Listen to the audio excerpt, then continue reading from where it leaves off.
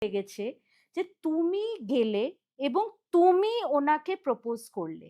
আমি 46 ইয়ার্সে এসে প্রথম কোনো পুরুষ মানুষকে আমি প্রস্তাব দিয়েছি। তার আগে আমি অনেক রিফিউজ করেছি স্টুডেন্ট লাইফ থেকে নিয়ে। তো তুমি যে প্রস্তাবটা দিলে, এটা তো মানে আমি ফিল্মের মতন দেখছি যে মর্নিং ওয়াকে তোমরা দুজন যাচ্ছ।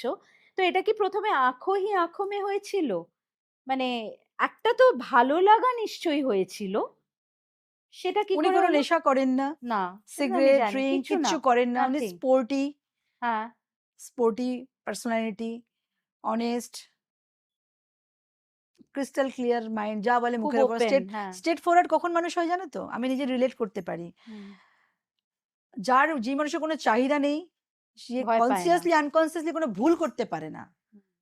সেই সব মানুষরাই খুব স্ট্রেট ফরওয়ার্ড। এখন আমার তো কোনো চাওয়া পাওয়ার নেই। তো